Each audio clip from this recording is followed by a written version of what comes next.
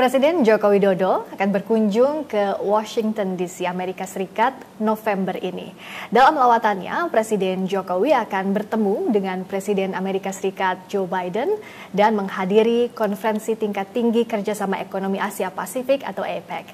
I'm Friska Clarissa, and we would discuss more about President Jokowi's visit to Washington, Indonesia-US strategic partnership, and also global stability in this special interview with the U.S. Ambassador to Indonesia, His Excellency Sung Kim. Ambassador Kim, thank you so much for having us. Thank you. Great to see you. Really great to see you. The President of the United States, Joe Biden, invited President Joko Widodo to Washington, D.C. To attend the bilateral meeting this November. It will be the second time for President Jokowi visiting the White House. At the first time, there was a very good chemistry between President Jokowi and former President Obama. What would be main issues that will be brought to the meeting, and what will be the different from the first one? Well, thank you very much. First of all, we're very excited to welcome President Jokowi to Washington, D.C. There's a lot for our leaders to discuss. Just looking at what we have accomplished together in the past few years, I think we should take great pride. But also look forward to how much more we can do together, whether it's in the economic area. I'm very proud that our bilateral trade numbers have gone up significantly over the past 2-3 years. Our investment numbers are up as well. I think we're the 4th or the 5th largest investor in Indonesia. We're working on very important initiatives together, like the Just Energy Transition Partnership, which will advance our global cause on climate. In security areas, I think U.S. and Indonesia share a strong commitment to maintaining peace and prosperity in this dynamic region. And then I'm also excited that our two countries will be celebrating the 75th anniversary of our diplomatic relations next year. So I know that our leaders will look forward to what we can do for the next 75 years in terms of addressing bilateral goals, but also broader regional and global goals together. Specifically, how does the U.S. see the Indonesia and U.S. strategic partnership? Oh, I think we value our partnership with Indonesia greatly. We have great respect for Indonesia's leadership role within ASEAN, but more broadly, frankly, I think Indonesia's reach is global, whether it's on issues like climate, whether it's on issues like how do we help Afghanistan women and children achieve education, how do we help Rohingya refugee situation out of Myanmar. So the partnership is quite deep, and this is why our two leaders decided that it's time for us to elevate our strategic partnership to a comprehensive strategic partnership, which I think is going to make our relationship much more robust and cover many more areas of cooperation as well. So our two governments are working very hard to come up with a plan of action that will be approved by our leadership in the coming weeks. Okay. According to the economic partnership, the U.S. will chair the APEC Economic Leaders Week. How to actualize the main theme, creating a resilient and sustainable future for all? Yeah, so I think it's great that when I was looking at resilient and sustainable growth, it's very close to the theme of the Indonesia's presidency of the G20. Recover strongly, recover together. And I know that President Biden is very much looking forward to welcoming leaders of our APEC partners, including, of course, President Jokowi. I think if you look at what U.S. and Indonesia are doing together, it's sort of a good example of how countries are working together to create an environment that will allow for resilient and sustainable growth. Indeed. So, for example, the Indo-Pacific Economic Framework, that important initiative includes 4 pillars, and those 4 pillars will directly impact how countries can actually recover more strongly together. Things like supply chain resiliency, green economy, trade facilitation. So, delighted that the U.S. and Indonesia continue to work together to advance our common goals. Regarding to the economic stability, President Joko Widodo said that the high interest rate policy in the U.S. also threatens Indonesia's economic stability and complicating economic conditions, especially for the developing countries. As one of ASEAN's dialogue partner, along with China, India, the EU, Japan, South Korea, and Australia, how to conquer this? Well, As you know, central banks in many countries, including our Federal Reserve, have been struggling to deal with challenges posed by COVID-19, including, of course, the very high inflation rate. And I think the interest rate reflects their concerns about the inflation situation. But I remain optimistic about prospects for the U.S. economy. So job creation numbers are very impressive. And I know that as the U.S. continues to do well economically, it will, as President Joko Widodo suggests, it will have a positive impact on the global economy, starting with our key trading partners like Indonesia. Mm-hmm. And refer to President Joko Widodo's statement that geopolitical problems couldn't be separated as a part of global challenges, such as the unfinished war between Ukraine and Russia, also the war between Israel and Hamas, which means that a number of economic challenges continue to increase. What would be the concrete way out of these challenges?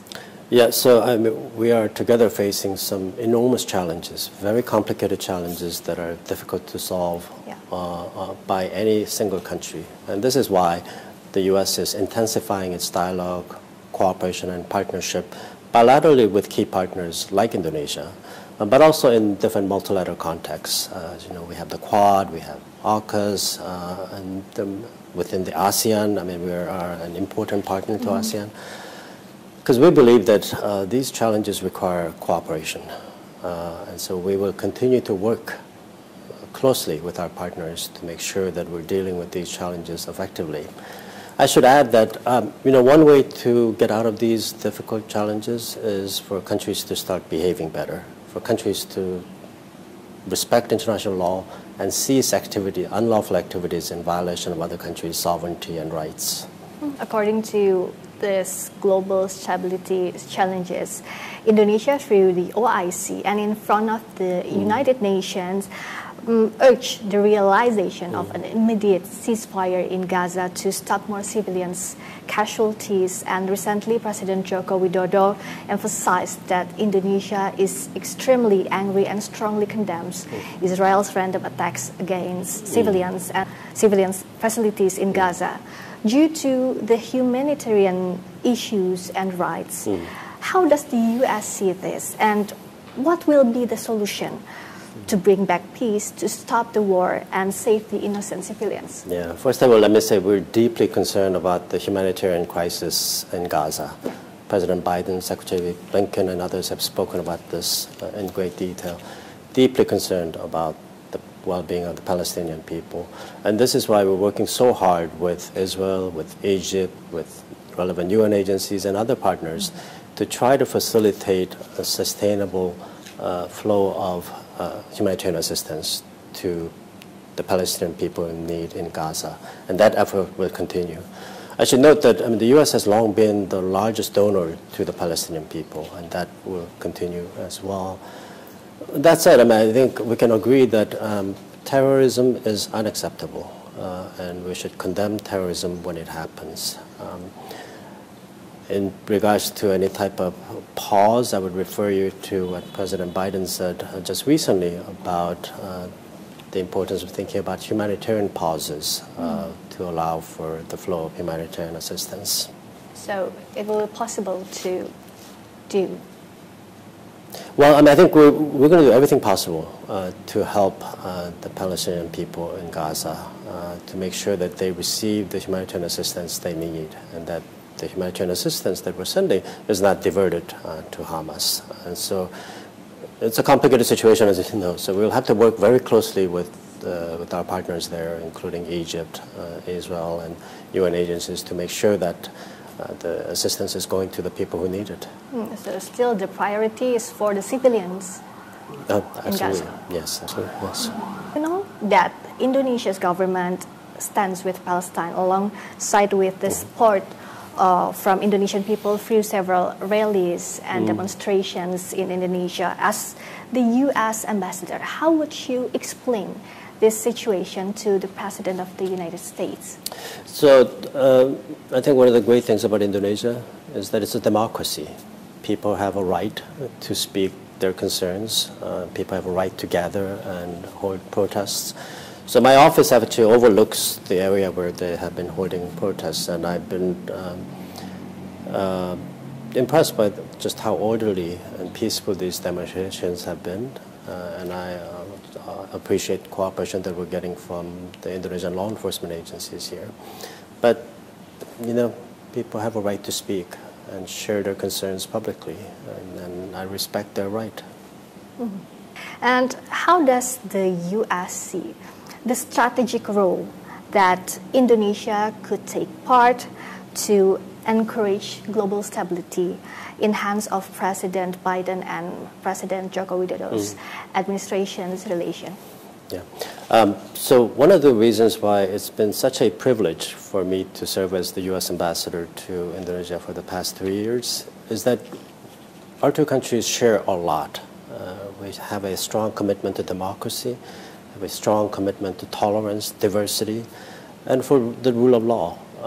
And that applies domestically as well as internationally. So I think both of our countries are totally committed to maintaining a free and open Indo-Pacific.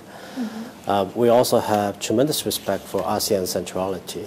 And as I mentioned earlier, I do believe that Indonesia plays a critically important leadership role within ASEAN. So we expect and look forward to working closely with Indonesia, not just on bilateral issues, not just on Southeast Asia issues, but well beyond to Indo-Pacific broadly and indeed globally as well. So, I mean, we have great respect and affection for Indonesia's role and our strategic partnership with Indonesia. And how to improve and strengthen our cooperation?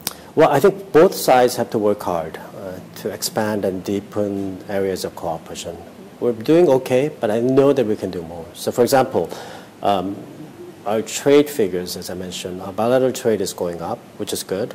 But given that we're the third largest population and Indonesia is the fourth largest population, I actually think that our bilateral trade should be even bigger. Again, in investment as well, we're, I think, number 4, number 5 largest investor. I think we should be number 1 or 2. So then both sides need to work together to explore opportunities together and to make a dedicated effort to expand and deepen our ties in the full range of issues, not just on economy, but security-wise. Our militaries are working together very closely, but we can do more. Education, health sector is another very important area of cooperation between our two countries that have implications well beyond our bilateral relationship. How do you see the future of our cooperation? I'm very optimistic.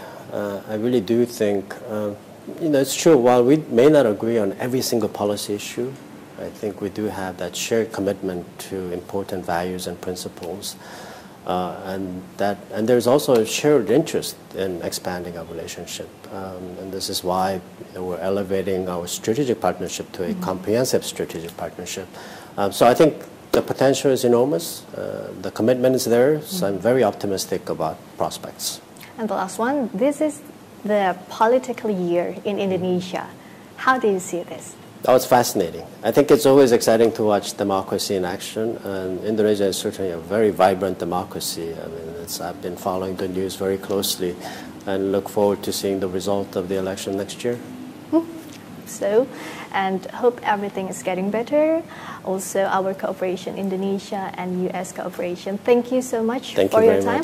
Ambassador Kim, the U.S. Ambassador to Indonesia, His Excellency Seung-Yeong Kim. Thank you so much. Thank you very much. Itu tadi perbincangan kami dengan Duta Besar Amerika Serikat untuk Indonesia, Seung-Yeong Kim. Saya Friska Clarissa. Sampai jumpa.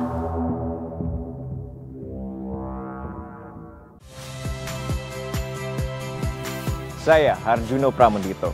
Saksikan program-program Kompas TV melalui siaran digital, pay TV, dan media streaming lainnya. Kompas TV, independen, terpercaya.